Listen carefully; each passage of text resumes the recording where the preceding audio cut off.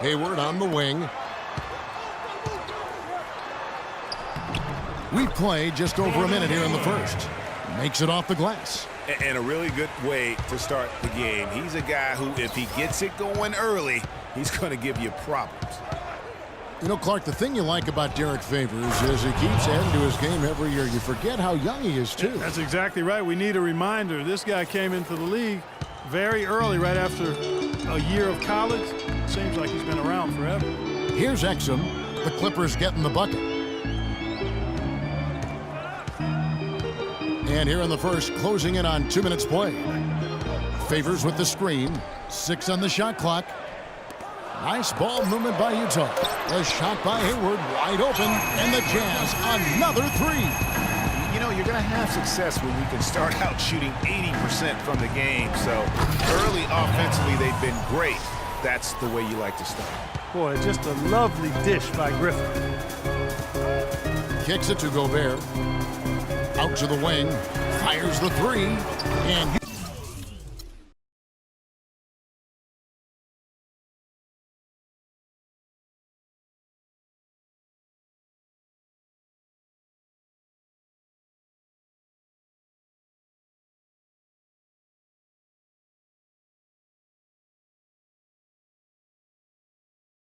The 2K Sports pregame show.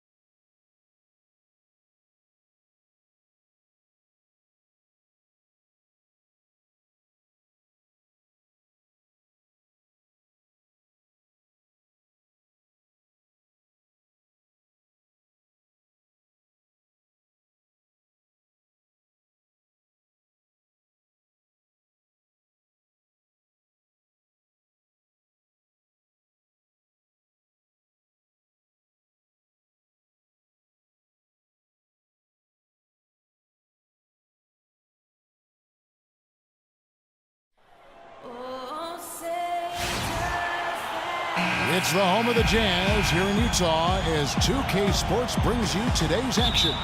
Live from Salt Lake City, Utah, and the Energy Solutions Arena. Welcome to 2K Sports, bringing you the NBA. This is Kevin Harlan with Clark Kellogg and Greg Anthony. This game will wrap up the homestand here for the Jazz. They have been riding the bottom end of the middle of the Western Conference, 11th place right now. And having lost both of their previous games this season, this is their last chance, guys, to get a win. I'm sure that they look at this as a really important game. Without question. I mean, they do not want to get swept, Greg. It's that simple. And that wouldn't go well with them, wouldn't go over well with their fans or coaching staff. You don't want to have to think about that all off season. Here are the 5 for the Clippers. Inside, it's Griffin and Jordan. Jay out there with Chris Paul. And it's Navarro, and it's the 3. That's good. Well, Merry Christmas. I mean, that was a freebie. For Los Angeles, they've gone 2 of 3 here to start out the game. You know, as I watched Derek Favors last season, he continued to develop his offense. He was a big, unpolished athlete coming into the league, had some conditioning problems, but now it seems like he's on track to be a force as a power forward. And Utah has possession. The Clippers getting the bucket. And Gobert kicks to Exum. Favors passes to Hayward. Gobert the screen. Down low. The basket good off the assist from Hayward. Boy, that was a rugged screen set there, fellas, and the defense didn't even try to go through that one. So first quarter just over a minute and a half in. And he was fouled on the way up. 2 free throws now for him. The Clippers shooting their first free throws of the night. And he knocks down the first one. That's also good. So he hits both free throws. Well, a good one here for Jay. He already has 8 points and a steal. He looks like a man among boys right now. On another level at the moment. Favors sets the pick for Exum to the inside and stolen by Jordan. And pushing it up, here's the Clippers. Here's Navarro, the rim-rattling two-handed jam. And that's the classic 1-2 punch right there. I mean, nice steal. And then how about the elevation, Kevin, on the finish? And Greg, nothing spurs some quick offense like a great play defensively. That indicates the importance of great on-the-ball defense, as was displayed right there. That's good. Exum's got his first bucket of the night. I don't know. Maybe they're still working out the kinks on D, because that clearly was a breakdown. Passes it to Navarro. Three-pointer. Utah with the rebound. Their last game, a win against San Antonio, looking to carry that into this one. And the thing I took away from that one was just how valuable their guys coming off the bench were. I thought the reserves were the difference in the game, Greg. I mean, a lot of the scoring came from the bench. The drive by Jordan. And the layup is good after a nice lead pass. Really, the defense is helpless to stop a layup right there. Just too much of an advantage in terms of the mismatch. Exum with a wide open look. It's good from long range. Exum's got 5. How in the world did they let him get that wide open? Paul with the ball, and Burks picks him up defensively. It's stolen by Gobert. And oh, here we go. Burks got it. The fast break chance. The defense to start and ignite that play was terrific, and I love the fact that they attacked early in the shot clock. And really look for them now to be even more aggressive on the defensive side. Try to come up with a few more steals. Paul for 3. He's now 1 for 2 with that bucket. And really, how about the quick release on that triple there, because he's given up a lot of height in that matchup. Right on target you are, Greg. I mean, the quick release is what made the difference there. Any hesitation, and that shot is being blocked. Here's Navarro, jumps up, and he takes the fantastic lead pass up strong for the slam. And it doesn't really matter who starts the break with how he runs the floor. He seems to always be the one who finishes it. Yeah, he is so fun to watch, and how he attacks the rim at full speed like that, man. It's something to behold, the way that guy gets to the rim. Clearly, he's one of the best there is in the business when it comes to making that lead pass. Exum dishes to Favors. They set the pick. Griffin on the double team. Favors with the ball. And Griffin picks him up defensively. That's a jump ball. And Utah has possession. And Gobert kicks to Hayward to stop the run. No luck. And the Clippers will go the other way with it. Last time they met was in Utah, where they beat the Jazz. And guys, they could have won that game on the strength of their offense alone. It was that good. And most impressive when you do it on the road like that. They just kept coming at him wave after wave, and they really kept the crowd on mute in that one. Now Exum following Chris Paul's three-point attempt. Favors sets the pick for Hayward. He kicks it to Exum. Wide open look. Burks' shot is good. Well, check out that assist. That's a pair of teammates that are clearly on the same page. Paul passes to Navarro. Favors brings the double. Down low. Griffin. Gobert with the block. And even 3-on-3 break. So the whistle blows on the shot, and 2 free throws for the contact right there. Boy, for Alec Burks, he really started to put it all together in his 3rd season. He doubled his scoring average, shooting percentage was up. Then last season, a strong start, but a shoulder injury cut short what I thought was going to be his best season yet. Looking at who's out there now for the Jazz. Trevor Booker, he's checked in now for Gobert. And it's Burke in for Dante Exum.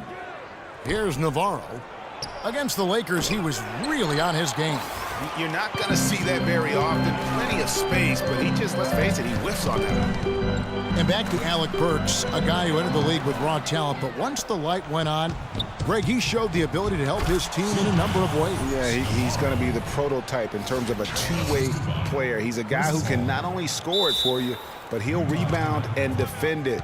But what impressed me last season is he averaged 3 assists a game, really looked to make plays for his teammates.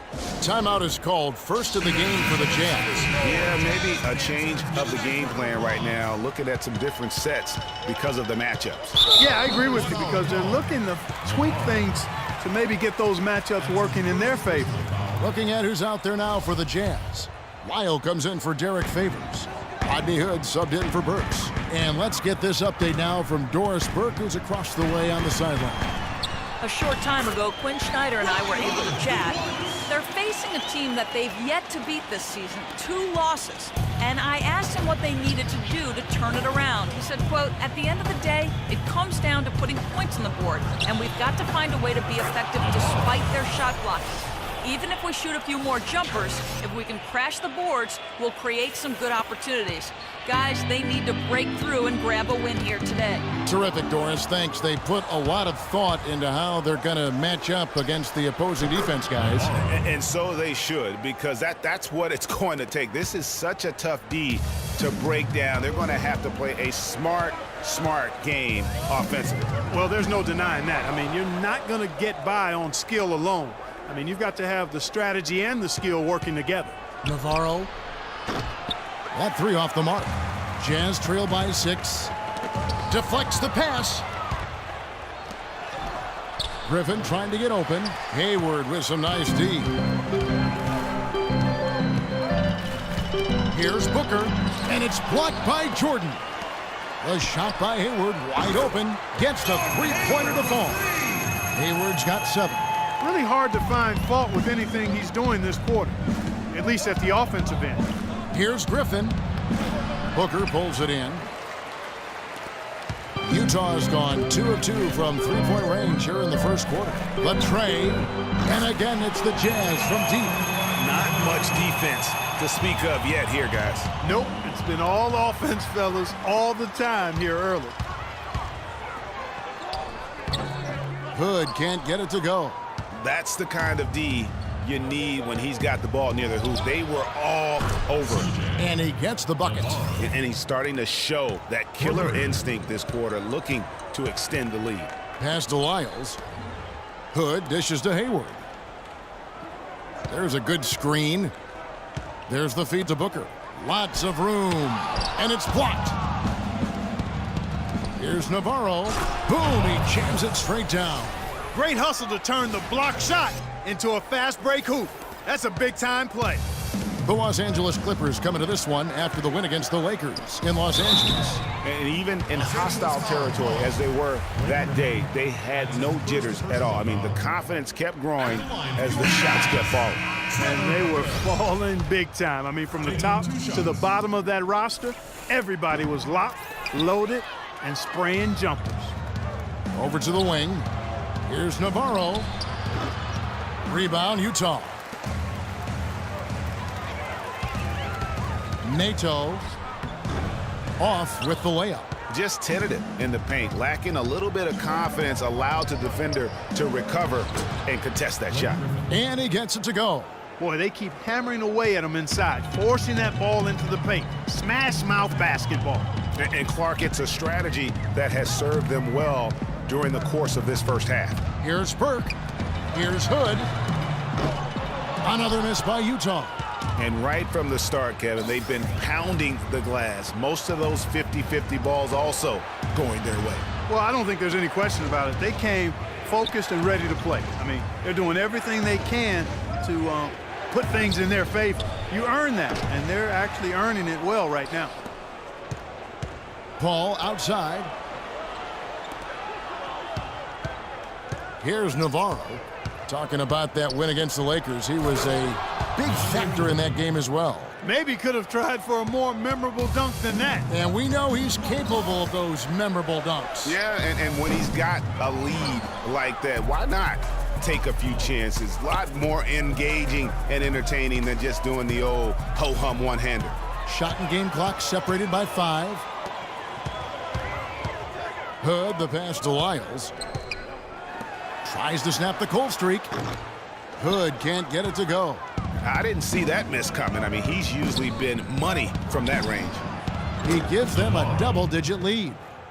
And it's a 12-point Los Angeles lead. It's taken them no time to build this lead up. Great first quarter offensively.